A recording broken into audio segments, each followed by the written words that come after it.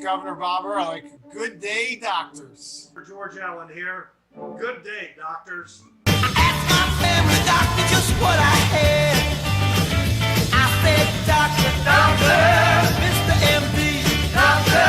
Now can you tell me what's ailing me, doctor?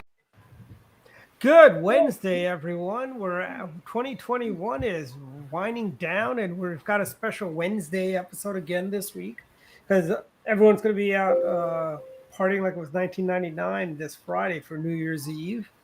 So everyone have a nice holiday, nice Christmas. You know, we're not PC, so we can say Christmas, right? Everyone have a nice Christmas. Dr. Chris. Great Dr. Christmas. Don. Good. I saw your wonderful gift, the Rolodex. Oh yeah, my right here, my brand new state-of-the-art Rolodex. And now that you're running for state delegate, I believe, right?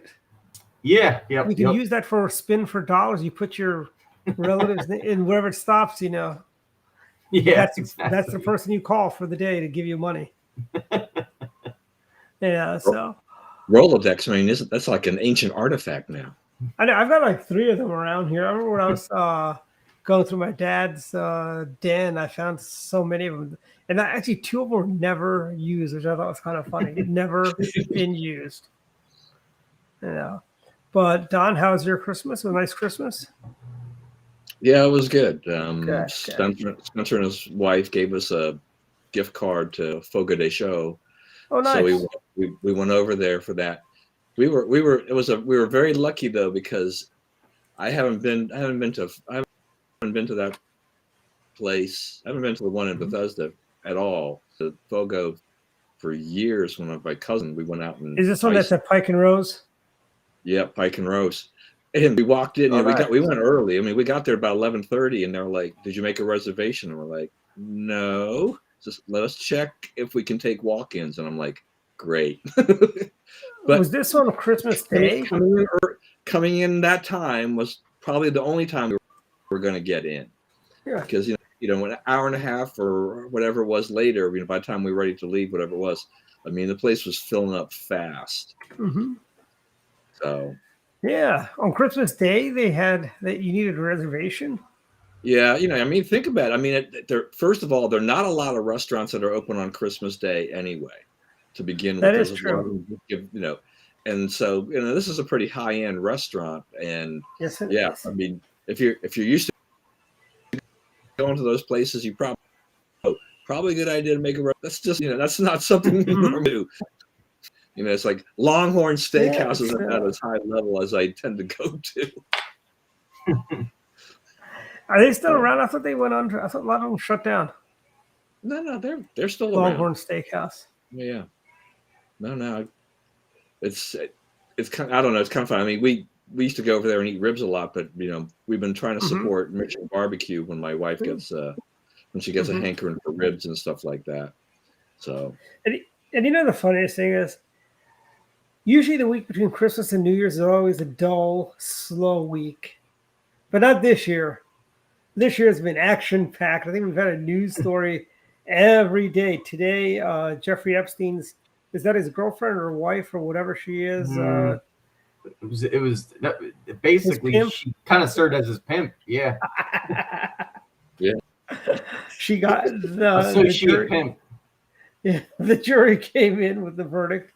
I was doing some other stuff, but I didn't stick around to listen to what the verdict was. But I think we all know what the verdict came out. I think the verdict came out the right way, the way we wanted to go. She's going to jail for a long time, hopefully. But I think she'll get what she deserves. But I mean, all that Jeffrey Epstein, Ghislaine Maxwell. I mean, it's like, okay, that's pretty salacious stuff out there.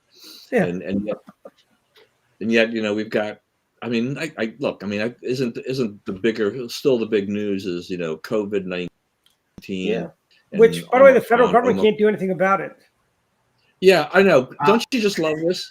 President Biden has finally admitted. He says there is no solution to this problem, and yet it seems that part of his presidential campaign was like we're going to end this. We're going to fix this. And with the Democrats, the media, all these guys, what did they do? During the 2020 campaign. I mean, this is one of the things they harped on. They beat on Donald Trump and his administration for the handling of COVID-19, and the good things about that we've learned since then have been really the vaccines that Donald Trump sped up.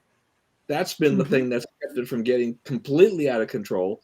What is Joe Biden? Hey, it's Dr. Trot. Oh my gosh! Dwight. Hey, how are you doing? He is in from one more appearance from his palatial estates in Anne Arundel County. Champagne. That's where I'm at. Champagne dreams and caviar wishes. Is it? Or is it the other way around? But to kind of piggyback off what you're saying there, I mean, Donald Trump, in all fairness, did say pretty much the same exact thing, that the states need, that the states really need to run with this and take the initiative. And you're right, the media and the governors absolutely beat the hell out of him over that statement. However, when Joe Biden says it, I don't see the media losing their minds over when he says it. But I mean, almost word for word, they said basically the same thing, that this is on the federal government. Except you're right. One of those presidents ran on this, and the other didn't. Joe Biden said that he was going to get in there and fix the mistakes. And day one. Remember? Yeah, day one. And you know what? I mean, Trump, I don't think there's things he could have done a lot better probably with handling the pandemic.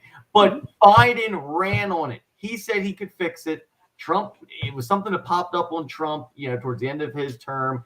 But Joe Biden knew what he was getting involved in. He ran on it, and he absolutely has sucked on this matter, among many matters, but this especially. Can you imagine?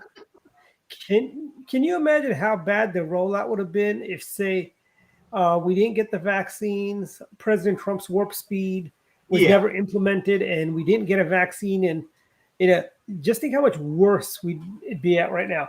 I mean, the sniffle variant they've got right now, they're making a mountain out of molehills.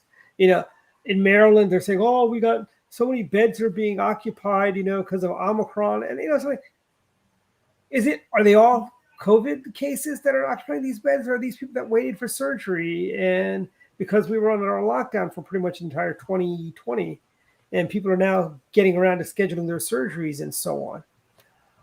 It is outrageous how everything is, and it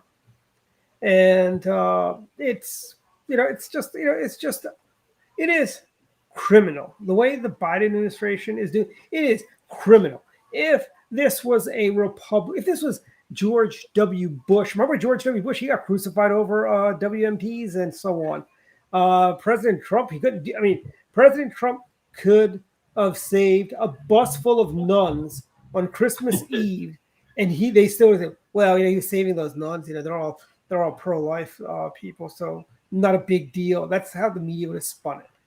I mean, this guy is on a town hall with all of the governors, and he goes, "Oh, there's nothing the federal government can do." He talked about the tests. You had nothing to do with the tests. You're the one that scaled back. Didn't work with private industry, and that's why a lot of testers basically scaled back. And now all of a sudden, and there's an easy way to fix these testing things. Change the regulations. Frankly, I think right now the biggest issue is you got to have a COVID test before you can fly. Never, a negative COVID test before you can fly. I'm sorry, you're forcing everyone to wear a mask. Airplanes are the cleanest air environments. They got the filters that does trap all the particles and whatnot. Why? It just makes no sense to me. Why are they mandating these, COVID? I mean, and then, and by the way, get ready. I think it's going to be like Europe, where he's going to mandate, to fly, vaccine passports to fly and so on, to even get on a plane, Well, Dwight, you already have to have a vaccine passport to go eat starting next month. Yes, in my county. Yes. I can't even go to my favorite place in DC, the greatest pizza place in the on the East Coast, Froggy Bottom Pub. Wonderful place, great owners. I've been going there since my days at GW, and back when it used to be called Milo's. You'll have what it to was. come to Anne Arundel County to eat lunch and dinner unless we do the same thing. Then we'll all have to go to. I mean, Howard go County meet went back Chris. to Howard County also did a mask mandate too. Oh well, mask mandates are coming. I don't know if you saw today, Baltimore County brought their mask mandate back. I think Anne Arundel County. I mean, I haven't heard any inside talk, but I think they'll come back too. Mm-hmm. Yeah, because Yeah, I and these tests I mean that mask mandate is kind of the typical It is. curse. I'm sorry. they're you know, they're telling you got to wear the masks. They're telling you got to get vaccinated. And I mean, I'm vaccinated. If you want to get vaccinated, go get vaccinated. But I'm obviously against forced vaccinations. Do whatever you want to do. But they're also, you know, there's all these rules. Well, if you've been even if you're vaccinated, you got to go get tested. You got to go get tested. All this stuff. They're telling you need to get tested, yet you can't find these tests anywhere. I mean, even up here in Carroll County, I mean, these tests are like unicorns currently. I mean, they are they're impossible to find. I mean, for some reason or another, my fiance and I have had to get tested, whether it was, I don't know, maybe her family wanted to make sure we were good before we came over for Christmas, or I'm getting ready to go out of town, so I need to make sure I'm good there. Whatever. These tests, they tell you you need to take these tests, but they don't exist. I mean, it's one thing when we didn't have the proper tests or the equipment or the vaccines, obviously, when the pandemic started. But we're now almost 2 years into this, and we're still sitting on our hands, wondering where these tests are. I mean, this is absolute bullcrap. Amen. Yeah, I saw a Yeah, I picture mean- today of the line down in Charles County to do drive-through testing, and it was out on the highway and like backed up for miles. Yeah. I mean, if you need to take a test, Yeah. there's just no. I don't know how you get one. I mean, I honestly don't. and they're doing all this for a variant that we found it's very contagious, but it's not any more serious than a cold. There's a YouTuber, Stephen Graham Stephan, I think is it Stephen Graham Stephan, whatever, you know. I think it's Graham Stephan. And he basically had a YouTube. He did a story about how he had COVID and how he said he just felt a little fatigued, but he was feeling back to normal in about 8 to 10 days, which is basically the average runtime for a cold or the flu. And we're jumping through all these hoops. Everyone's crying wolf everywhere, like, you know, the sky's falling, Chicken Little, you know. And it really isn't that bad. Because if it really were that bad, why did Joe Biden go to do a beach holiday, as the Europeans would call it, in Delaware?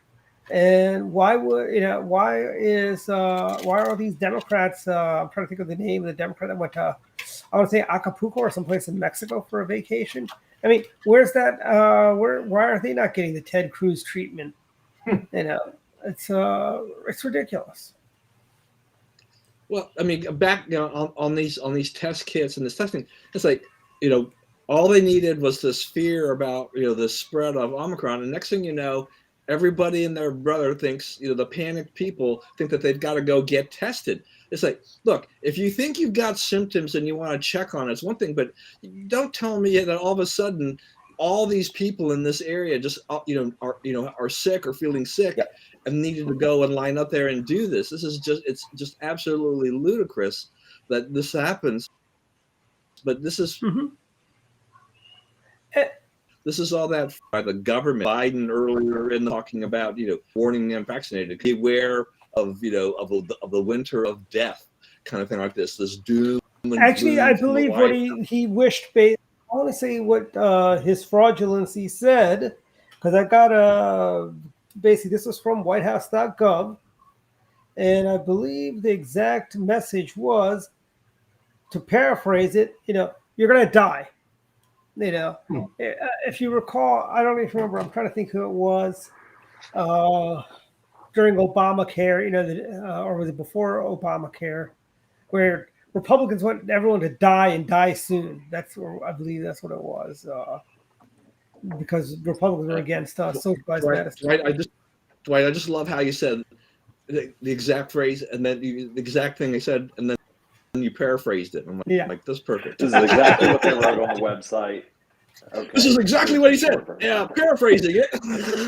Yeah, basically, well, actually, if you want basically, we're intent on not letting Omicron disrupt work and school for the vaccine. You've done the right thing, and we will all get through this.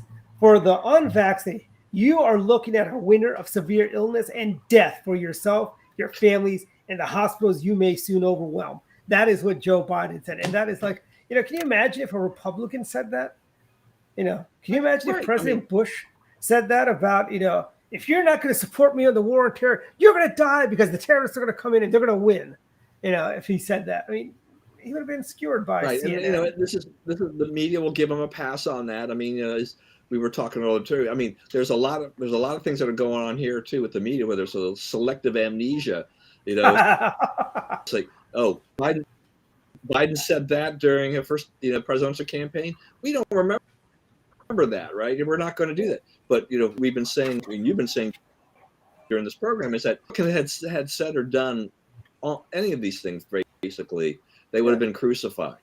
And so the media continues to play along in this game, but you got to wonder at what point in time they're going to get exasperated at this, because it just every day, every week, it gets harder and harder to cover for the Biden administration. They just keep fumbling things away. And, if you've got something as big as COVID-19 and you cannot find a reasonable way to deal with it and handle it, you'll have, people have got to admit, okay, look, we're at a point now where you have to say this is endemic. Okay. We're going to live with this, as many times probably on this program, Dwight. This is very flu-like in the terms of how we're going to get this every year. Maybe there'll be a shot every year, that you can take to try. They'll take care of the latest variant or whatever. But I don't see it going away. But it continues to be treated as this huge crisis, where it's not. And then you don't really hear about the flu cases because COVID kind of has taken over that. They are the new flu in that way. I mean, Jennifer Rubin of the Washington Post, who was, started her career as the conservative voice of the Washington Post and has gone completely downhill since then. Even she tweeted out the other day that she says, this is, Omicron is not as bad, as people say it is. It's not going to, there's not going to be as many deaths and all this kind of stuff like this. And she went from being kind of the Mitt Romney person, in 2012 to being, very Joe Biden, very anti-Donald Trump, all of these kinds of things. And so to me, this is where the liberal is like, okay, not really as bad as we made it out to be. So, I mean, look, if the CDC is cutting your quarantine period back from 10 days to 5 days, I think there are signals here that says, where's the science? Sports fans, Aaron Rodgers is what he's calling this, propaganda? Okay. I think Aaron Rodgers is right. This is what we're getting. We're getting propaganda. This is like the Soviet Union. It's like we're getting government propaganda, shoved down our throats. And I forget the name of the lady, but she's co-hosting this week on Fox and Friends in the morning. I forget her name, but she made a really good comment. She goes, we're looking more and more like China, and she mentioned how back when we let China into the WTO, they go, they'll be more like us, and lo and behold, we're looking more like China than they're looking like us, frankly. And it's like, they're doing the same. The Chinese have that social scorecards, and it's like, this is America. They did not have a mandate for the polio vaccine. I know you have to have it to go to public schools and all that, but that wasn't the same type of mandate. We've never done things like this, because if they can mandate vaccines for everyone, as one of the reporters mentioned to Joe Biden, are you going to do a national vaccine mandate?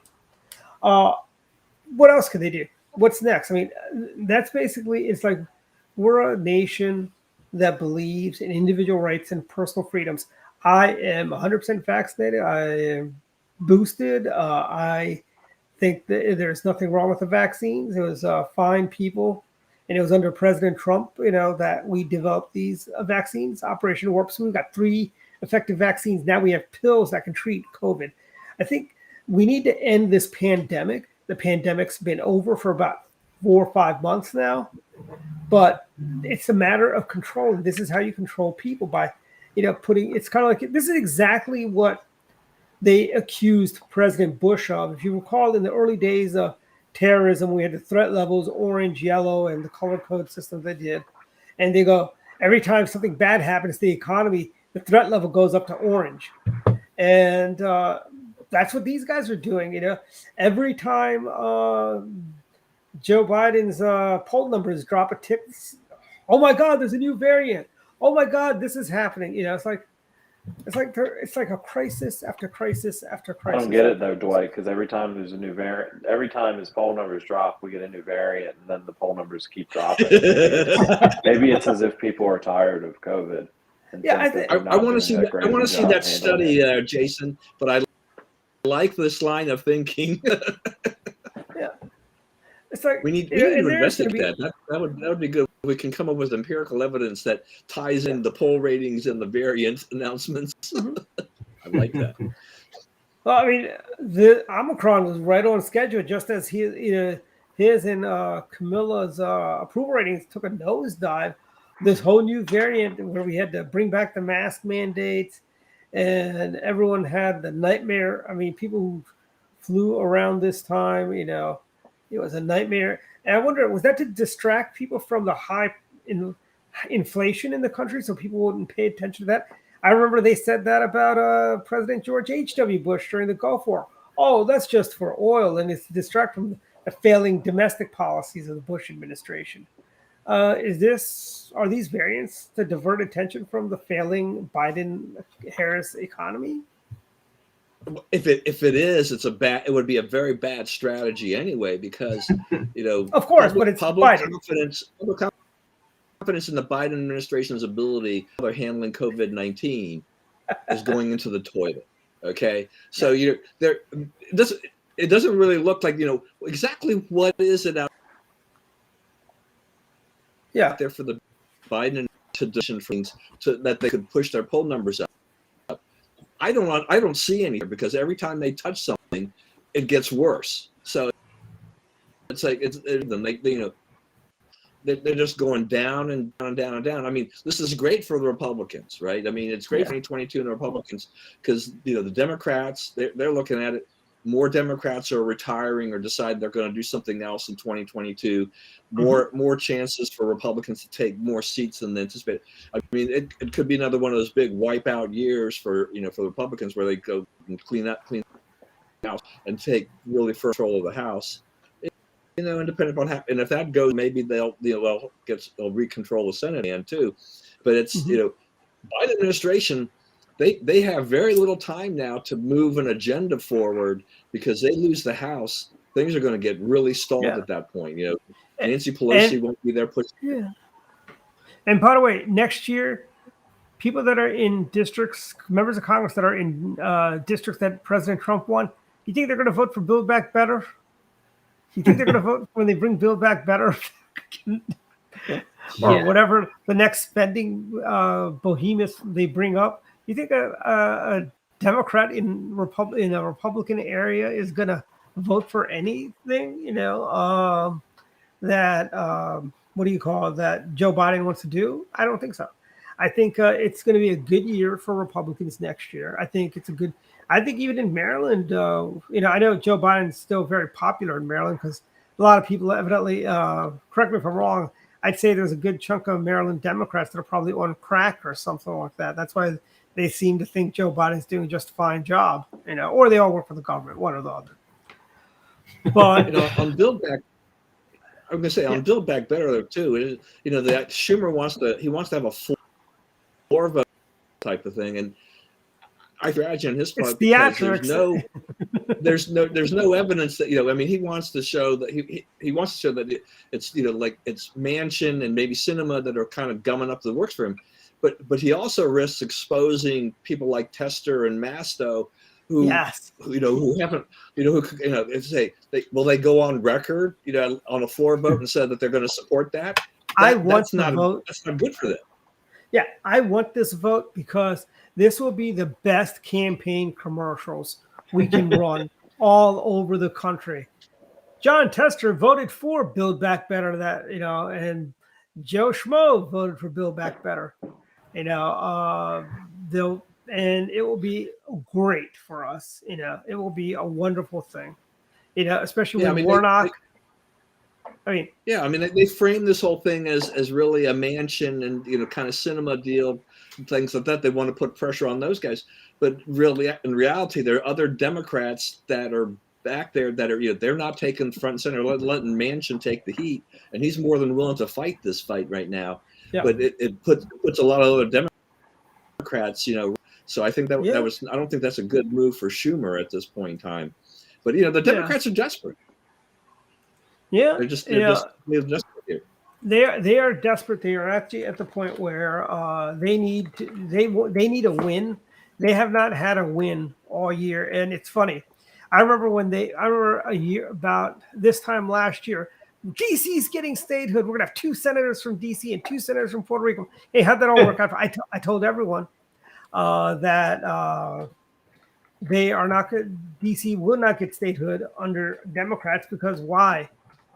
What's in their interest? You get 2 senators, but it's a nice red herring to bring up every time a Republican is in the White House saying that you can't. They're not the evil Republicans aren't giving statehood to DC, but it's a very little secret. The Democrats aren't either. Bill Clinton could have done it. Barack Obama could have done it in the first 90 days of his presidency when he had a supermajority in the Senate and almost a supermajority in the House. He basically decided to focus on Obamacare, but goes, basically there's no interest in the Democrat Party to give DC statehood. It's also virtually guaranteed their backers that they would overhaul the voting system and in essence a federal takeover of how votes are cast and run. And that's gone absolutely nowhere. And you guarantee that once take over the House in the next fall, that's going to be completely dead in the water. That the clock is ticking on so many things that the Democrats have hoped for and promised. But in an election year, it really is just what are they going to do? They can't push a lot of these things. It goes back to the thing too that because of the bad ratings on both for Biden and for Harris, who are liabilities. And any of those Trump districts, anything that's relatively competitive, do you take the chance? Yeah, and I tell you, as a Democrat, and bring in a Biden or a Harris. Mm-hmm. And this is my sleeper pick, everyone. I'm calling it now. Jeanne Shaheen goes down this November. Jeanne Shaheen, New Hampshire, she's going to go down. I don't see New Hampshire as the state that's live free or die are going to support a woman that supports Build Back Better. And she's another one that they could actually lose. Is she going to go on the record to say I'm for more spending and higher taxes? There's she would be, right now she's kind of ahead in the polls, but something, Jack Chiarelli, that's all I have to say. Jack Chiarelli, he almost became the governor of New Jersey. And that's I don't think that's impossible, Dwight. What's that? It hurt that Chris Sununu's not running, but I don't think it's impossible. No, but I think Jeanne Shaheen. There's other Republicans in New Hampshire other than John Sununu Jr. I should say. But I think it's going to be a really good year, and it'll be a really good year for Republicans next year. Does it translate to Maryland? I think if things go our way, we could pick up Maryland 6 and hold on to Maryland 1, which I think we should. But those are my thoughts. And there's been a lot of other activities, Don, this week, correct? We had Camilla going on 60 Minutes, or was it 60 Minutes or the CBS Morning News? She went on one of them, and she did her little nervous cackle. Look, we all know that Kamala Harris has got a lot of problems, and the reports now that she's even gone to none other than Hillary Clinton for advice on what she should do. That's a real. Once again, it's like you don't. Hillary, who still has Her not office gotten has been over in 20. turmoil. You go to Hillary Clinton, for advice as to how to save yourself at this Yeah. point. Those are Those are dark times. It's amazing months. Look. So we're at 11 months. We're gonna we'll be at a year not too long from now, and we just don't get any better at anything like this. I mean, We've already we will be coming to the the anniversary of best. January 6th too, Yeah. and so the Democrats are going to try to make a big play about that too. I think they're because it'll be another way for them to tie in. They're still trying to get their investigation rolling in the House and keep that moving, but it'll be the way for the Democrats to once again bring up Trump, because it's really the only thing that they seem to know how to do these days is to find a way Ask to Terry continue to McAuliffe how back. that work. They should ask Terry McAuliffe how bringing up Trump work out for them. Right. And hey Terry, how'd that work out for you? Bringing up Trump.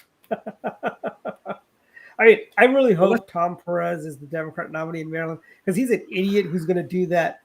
And Kelly Schultz, she's just like Trump. Larry Hogan, he's just like Trump. Yeah, except that Larry Hogan did not vote for President Trump. Because I can see Tom Perez is dumb enough to bring up Trump, and I really want Tom go up against Tom Perez, because then Kelly will just mop the floor with him. Yeah.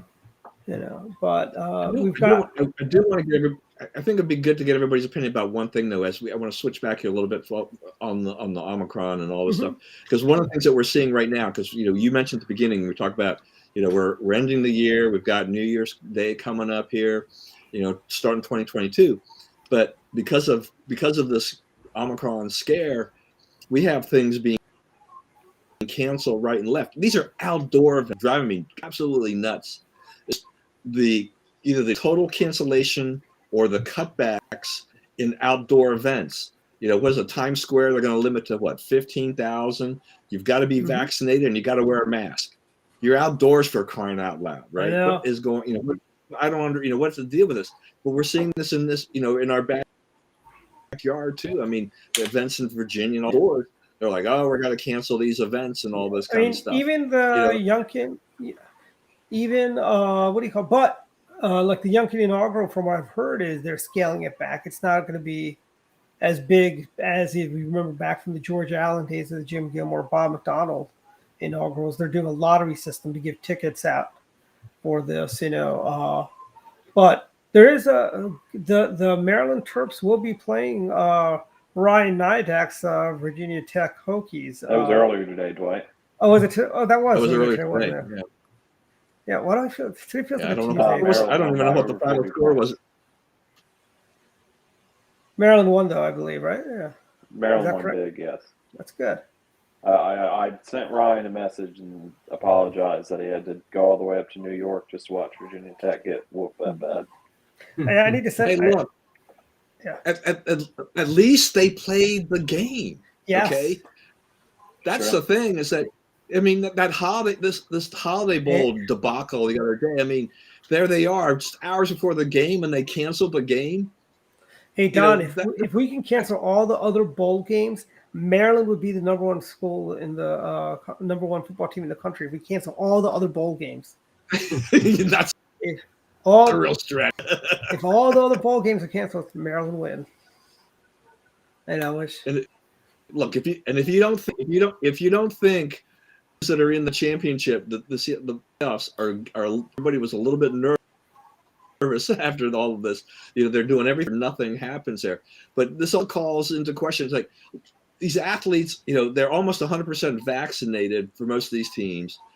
They're out there. They're playing in outdoors. We haven't had any huge outbreaks during the entire season. They've been playing and all this stuff. And then because of these protocols that have been put in place, you test positive, and then they got to do all the stuff. A positive test is not leading to hospitalizations, is not leading to deaths in the case of these players. These people are pretty doggone healthy, and yet these games are being forced to be canceled, or players are being put on these protocols and they can't play. I mean, the NBA has used a record number of players already the most they've ever used in the season.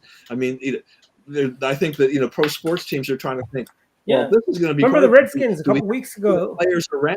I mean, look what happened to the Redskins. They had over 20 players. They were missing the other couple weeks ago. And other teams are having the same problem. That's not the product people are paying to see.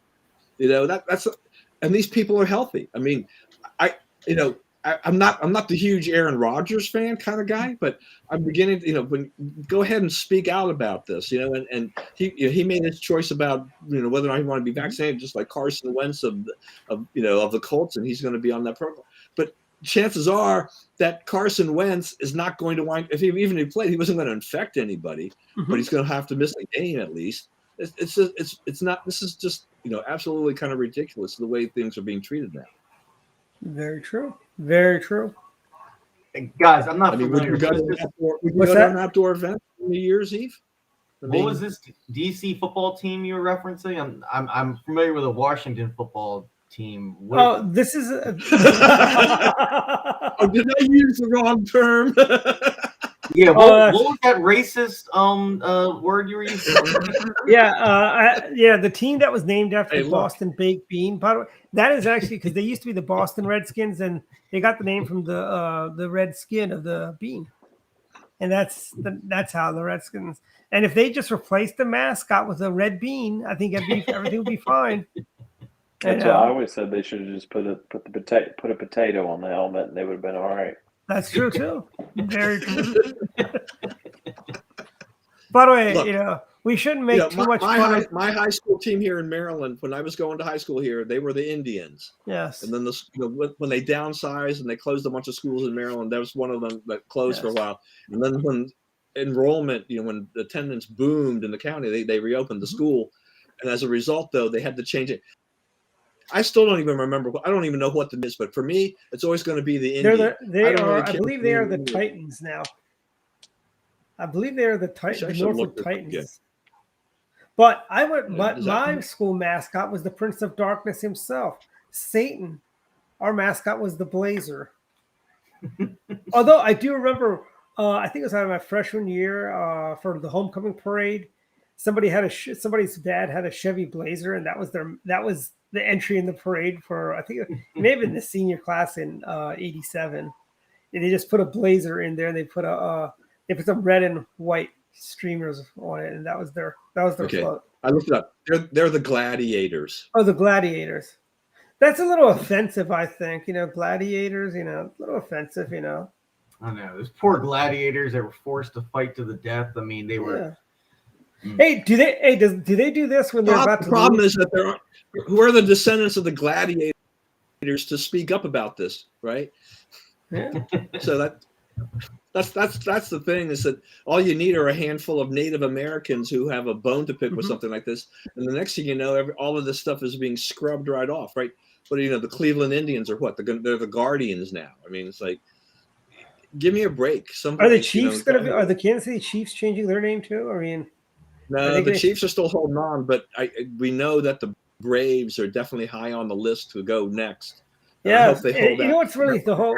Ed Turner still owned the Braves. I don't think there'd be any way in hell for a while they'd do it. Don, it's very true. Just like the Redskins, if Jack Kent Cooke was still alive and his family still owned the team, Redskins would not be, because remember, if you recall, the Redskins name controversy came up in the 80s as well and in the 90s.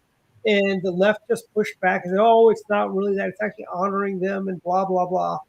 And nobody ever. When Dan Snyder, a Republican, owns the team, they got, it's all of a sudden this symbol of hate. I believe, I believe Fox 5 during football season had the Redskins helmet as their logo, with the number 5. I mean, Snyder had stood up. He had defended that. He had defended the Redskins name for a long time. But I do also wonder, though, the investigation the NFL did into like the sexual harassment, all those issues that caused a lot of controversy. I almost wonder whether or not Snyder decided, okay, look, I'll give in here. It'll make me look better, and maybe to deflect some of the bad publicity we're getting for some of the things that our people did and whatnot. It's like, I think he's a coward at this point, for doing that. But it's interesting to see on certain places in social media that there are groups and things like that were following the Redskins, and they don't change their name. They're not caving in. They're still, and you still see HTTR on social media, hail to the Redskins, as hashtags, stuff like that, because Redskin fans, even though I'm not a dyed-in-the-wool Redskin fan, it's like, I'm sorry, it's Redskins. Yes, maybe it's offensive to some people, but live with it. I'm sorry. Hey, so when do we cancel their song "Hail to the Redskins"? When do we cancel that? I mean, Democrats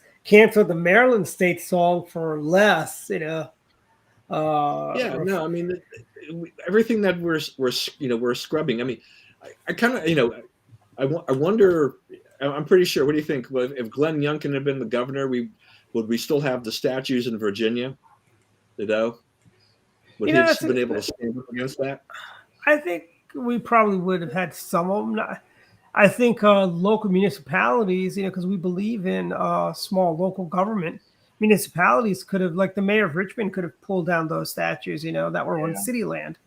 And there's not much we can do. We don't believe in overreaching our powers as Republicans, We respect local government, unlike Democrats who don't, And I think maybe some of the statues would have still been there. I mean, this is just one of those things. The Democrats just bring these fake issues up every so often. I believe they're renaming Lee Highway, and they've already done that to Jeff Davis Highway, and they're doing that. I mean, they're renaming things. I mean, are we gonna start? Should Sheila Jackson Lee take the Jackson out of her name? Because, Jackson is for. I mean, the statues likely could have came down regardless because, I mean, look what we saw here in Baltimore. I mean, it didn't take. Angry mobs took down Columbus, yeah. Yeah, I mean, just angry mobs ripping it down themselves. So, we don't even need the government really necessarily to take down statues. Lunatics go out there and pull them down themselves. Yeah.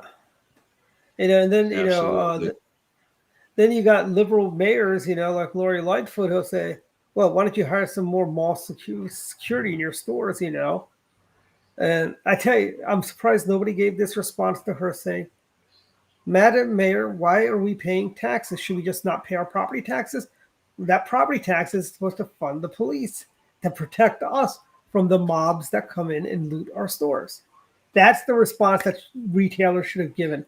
And what would happen if Chicago, if all the real retailers in the city, we're moving out, we're going to the suburbs, we're going out, to the suburbs. We're going to shut down our department stores in the city,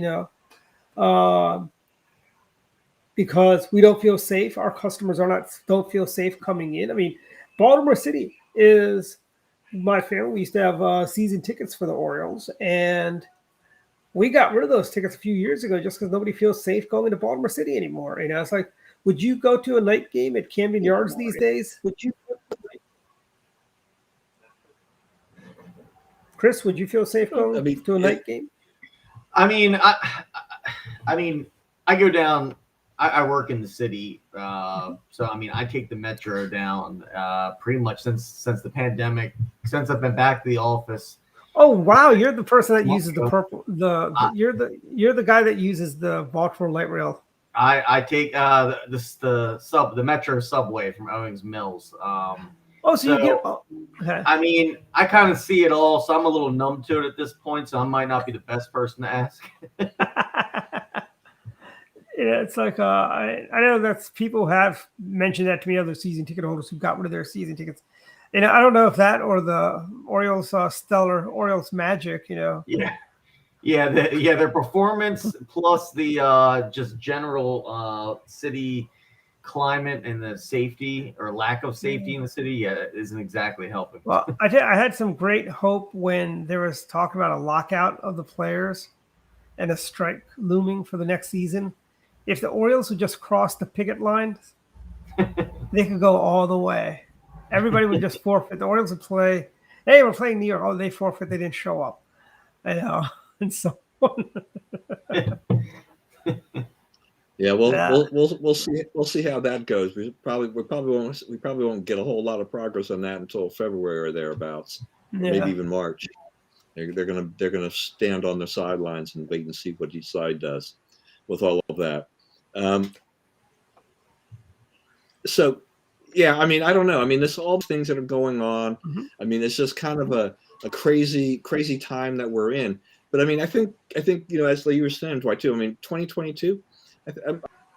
I'm pretty optimistic, overall, here I am for these optimistic. individuals as well as the country.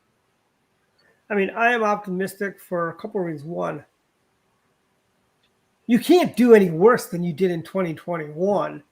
I mean, with inflation, with the price of gas. I mean, I filled up, cost me about, you know, I was a little happy when I went to the Wawa's on Route 1 and I filled up my Yukon for about $72 because it was not $78 like it was when I filled up over on Old Georgetown Road downtown a few weeks ago. And it's a little troubling, but I think, look, the American spirit and the American people, we're optimistic people. We always look at our better days are ahead of us, But I tell you, we can see if things, I am an optimistic person, but I can see a malaise setting in with certain people. That if we go back to lockdowns, if we have these, I mean, Montgomery County, we were supposed to be getting rid of the mask mandate right around now as we approach 85% vaccination rate. But it looks like they're going to double down and we're going to have this mask mandate until who knows when, And I Yeah, think, well, I mean, if you got a guy like Anthony Fauci who says that we in essence he wants us to wear a mask on an airplane for the foreseeable future, and you alluded to the fact that they have airplanes. I mean, they've got the best filtration system out there. mhm. It makes if the employees need to want to wear a mask for their own protection, that's fine. But the passengers on airplanes are probably mostly vaccinated to begin with. If the air filtration is as good as it is, was it like 96, 97% or something like that? You're doing better than you can in your own home in that sense. Why are we forced to do all these things? It's just, I've been in a gym and we've had masks Dr. sometimes, Jeff's at the not gym right now. Yeah. And people who take their mask off at the gym, at least in the early morning when I'm there, nobody complains about it. There's not a whole lot of us there to begin with, but it's like first, if you're doing cardio, you can't really breathe with much of a mask to begin with, and there's nothing that has shown that these masks are anywhere effect, and yet that's what everybody taught. Wear a mask and stop the spread. Well, people have been wearing masks, and it still spreads. Hello, I remember where's the science in the mask? I remember last spring, when we had the outdoor mask mandate. I was running, I think I was around mile 9, and some woman walks by, "Where's your mask? Where's your mask?" I'm like, "You want to run 9 miles without with a mask on? Let's see how far you get, lady." And it's like, it's the whole virtue signaling, and it's like, I am sick of these damn mask mandates, and it really is taking a toll on people's mental health, which the left seems to care so much about, which we don't, which they've always accused us of not caring. But I think a lot of this stuff is really having a negative effect on kids. I think masks hurt kids' ability to concentrate in classroom situations. They're sitting in a classroom for 6 hours with a mask on. Even when they go outside at recess, they got to have their mask on. I don't think it's healthy, frankly. And there's Well, and look what's happening in schools.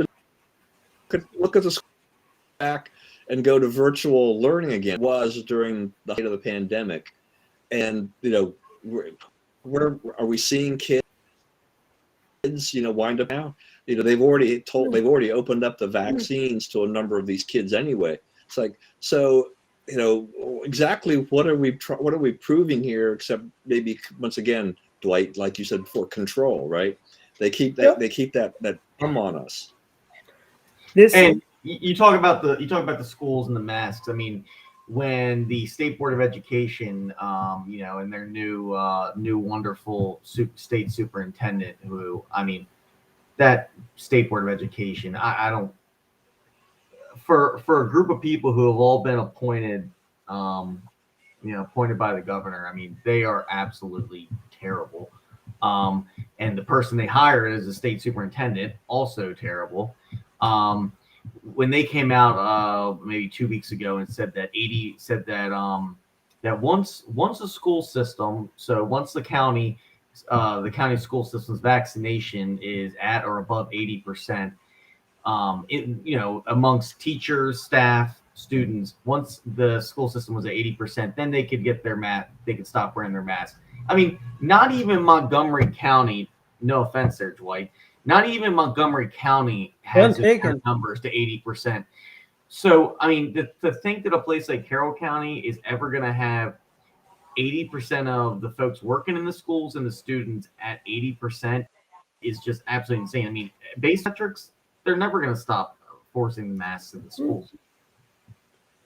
And it goes back to what I mean. That's like what you were saying, though. I mean, they're going to rate the bar that's impossible to meet for that, or they raise the bar, they change it. Because if Montgomery County gets to 85%, what are they already discussing?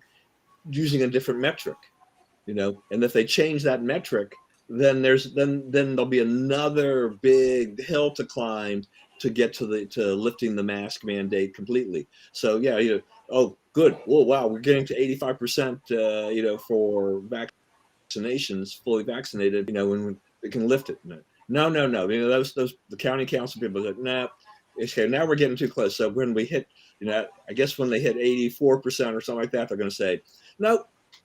Guess what? The new metric is it's the number of people that are being hospitalized, and that number is going to be relatively low or something like that by their number, so that it will always stay in effect, or at least will stay in effect for a long period of time. We're definitely being controlled here on this basis. This is basically, I hate to say it, this is like a despot's dream, frankly. And that's what this is something that no foreign government has ever been able to do this to our country. We did it to ourselves.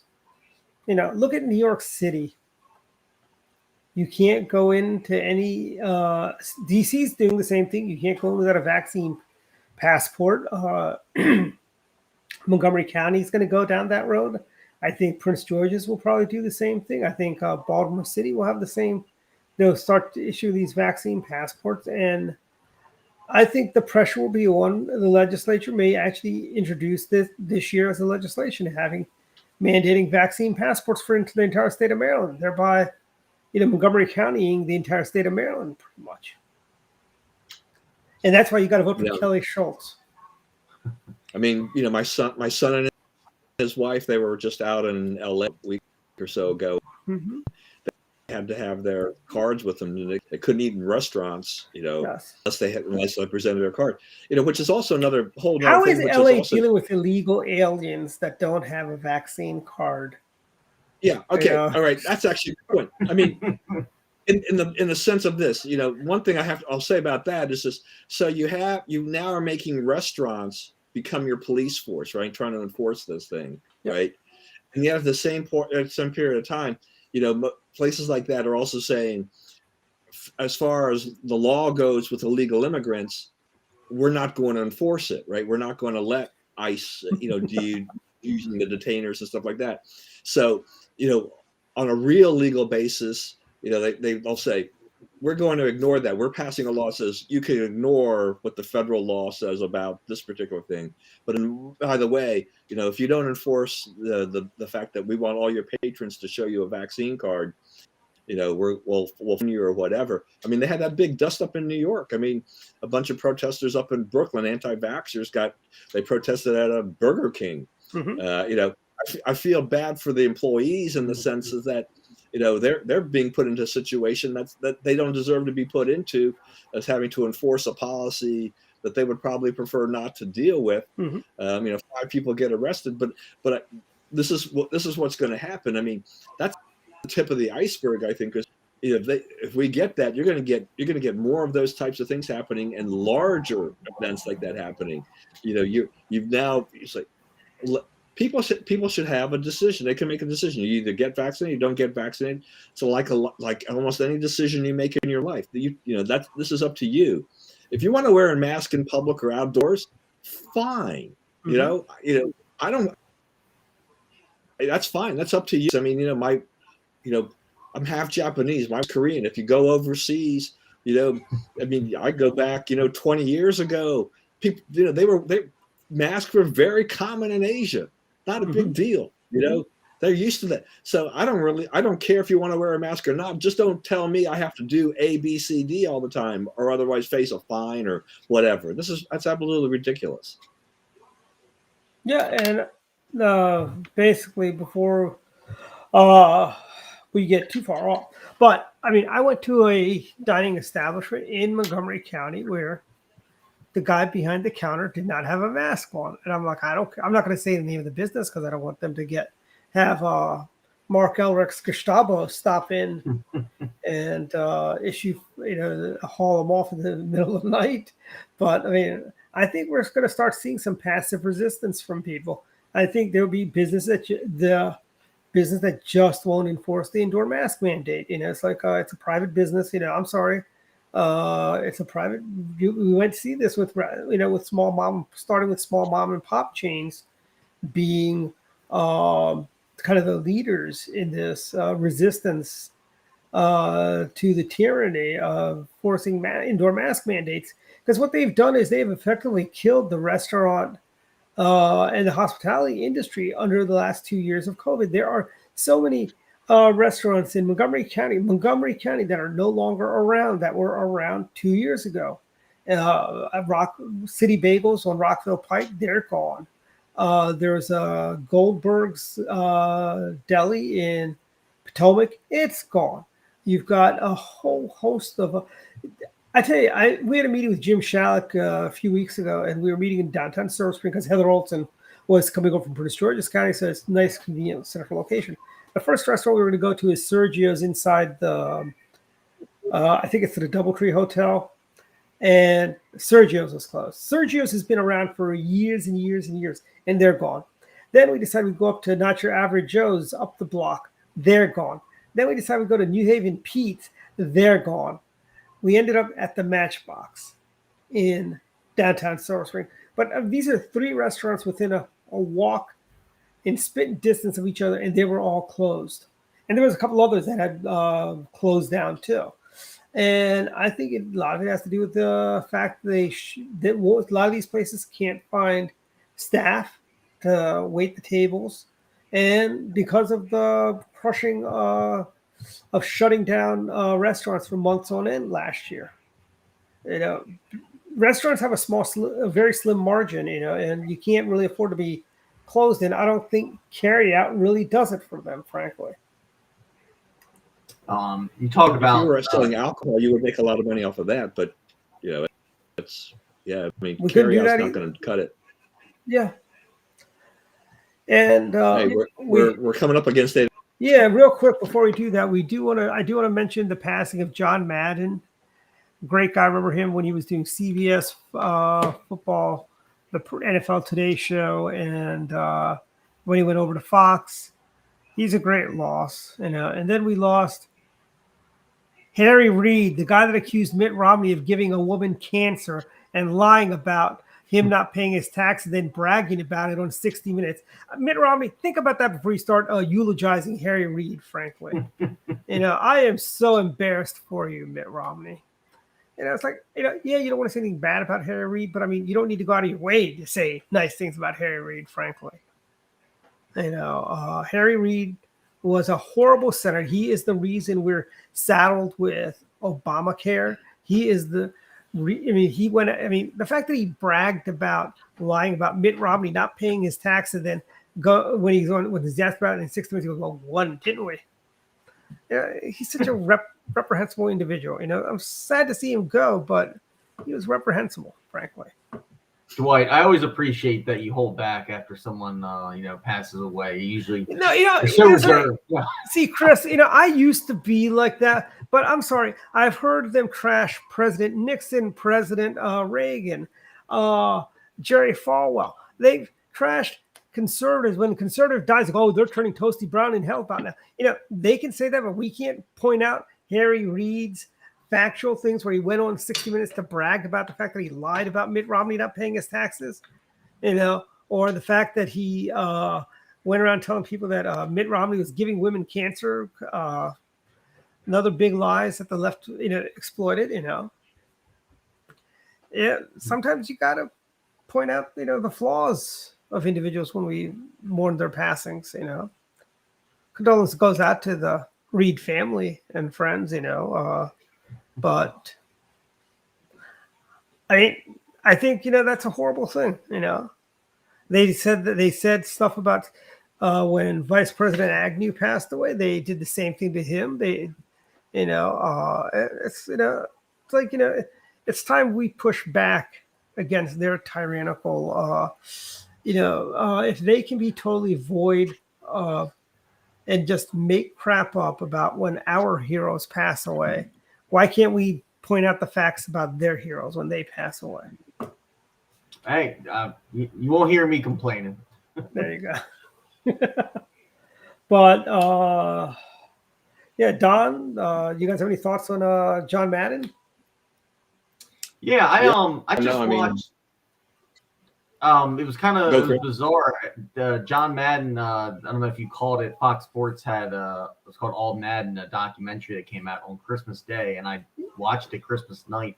And I mean, the timing was just. I mean, it's just kind of bizarre. But I'm glad I watched it because I, have a kind of a fresh take on John Madden's career, and obviously I wasn't alive for I don't know, maybe half of it or maybe a third of it.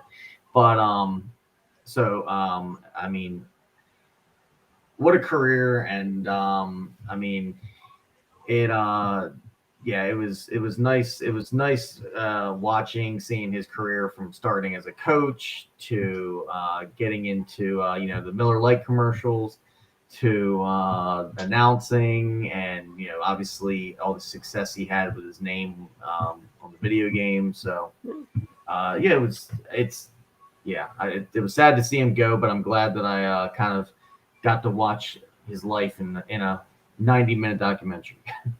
Mm-hmm. Don? Yeah, no, I mean Madden, what a coach. I mean, I believe he is the winningest football coach in NFL history by winning percentage who has coached more than 100 games. I think it was 759, but it's pretty remarkable. He didn't overstay his welcome. He made a decision at a time that he'd had enough, he wanted, and he then did that. Had a magnificent casting career, as has been alluded to already. Really delightful. I mean, that's the kind of time when it was fun to watch the NFL. Madden, he was insightful. He was funny. He was afraid to fly, so he had that bus. He probably made those huge buses extremely popular as another alternative way of travel. He bussed himself everywhere. So it's that in an age of air travel, as much as we did, it was pretty remarkable. But yeah, he will. I think that's one of the coaches of my lifetime that I think virtually everybody would probably have nothing but good things to say just of what he did. And coaching the Raiders. I mean, that's a franchise that is very interesting to say the least. And they've had amazing players. And they've had an interesting reputation under their owner Al Davis, late Al Davis, and. I mean, I first started watching them play when I was like 10 years old, and they had some pretty mean guys on defense. They had some great offensive players, but he wound up coaching through some interesting times. Had Kenny the Snake Stabler. Had some. It was kind of the heyday of the Raiders. That for them it was a time that they'll always remember. So yeah, I mean, John Madden. I can't say enough good things about John Madden. He loved the sport. I mean, he was really good at it. As a friend was pointing out to me, it's like you have a John Madden for that. You have Dick Vitale for for basketball, and you've got Vince. People who really epitomized their sport. They they did it. They're doing their jobs, or they did their jobs because they love their jobs. They love the sport that they were involved with, and they were passionate. You could tell that. So I appreciate that. It was not just the job; it was really their life. It was. Final thoughts time. Let's start with you, Chris. Final thoughts. Yeah.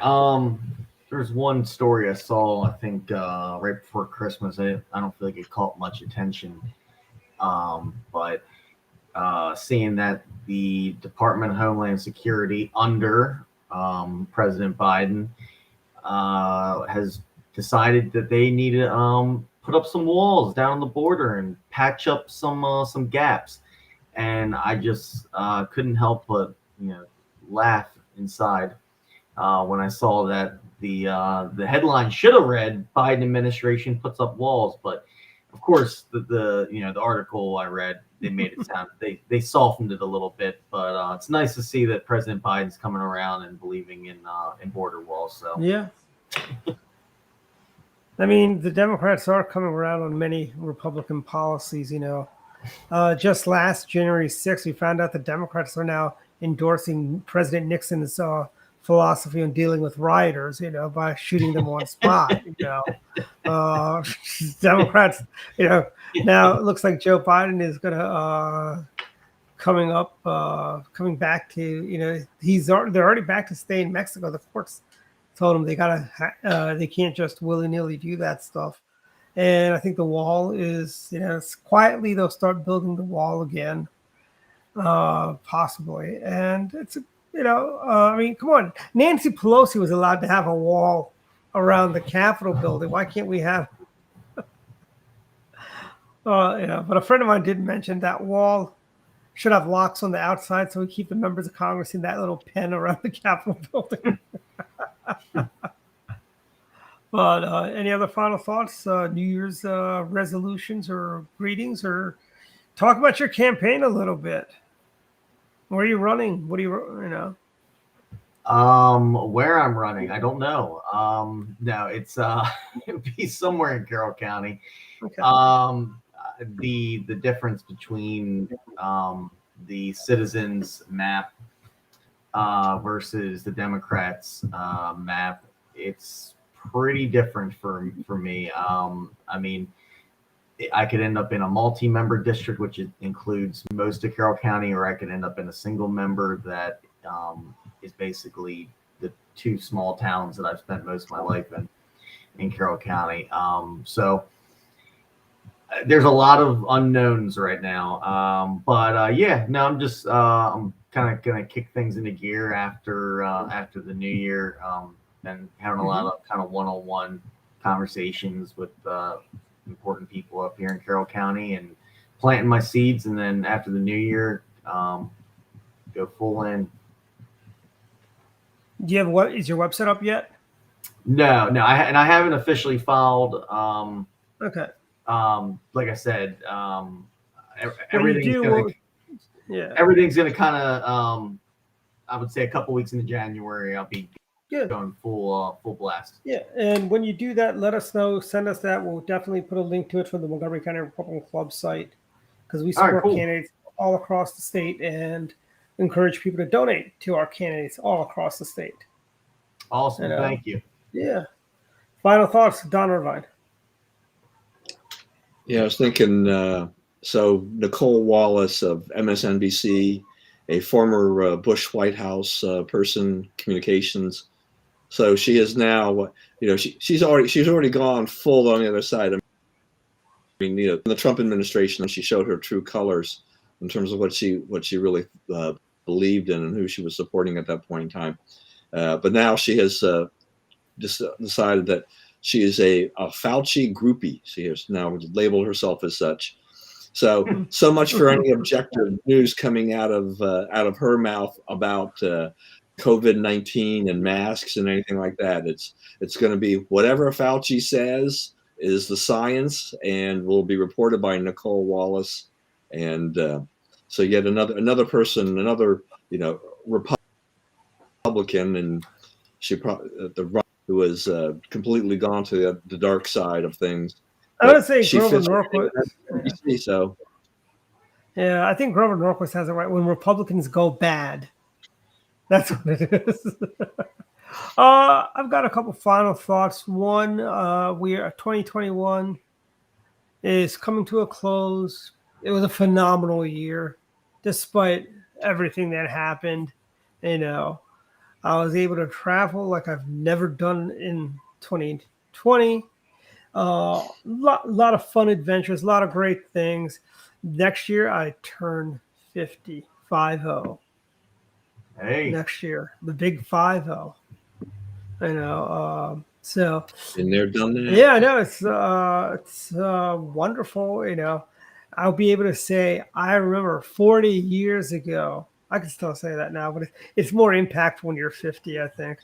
And I want to say, you know, congrats, Dr. Politics has been on pretty much. We've been on every week except the 1 week when I was in Florida. We forgot to hit a button, but we've been on every single week for 2 years, and we've had. And I think we're really hitting our strides. And next year, we just want to move on to getting more and more, getting our YouTube channel more popular, get people. You know, we've got next year's an election year. We're going to have a lot of fun next year doing the show.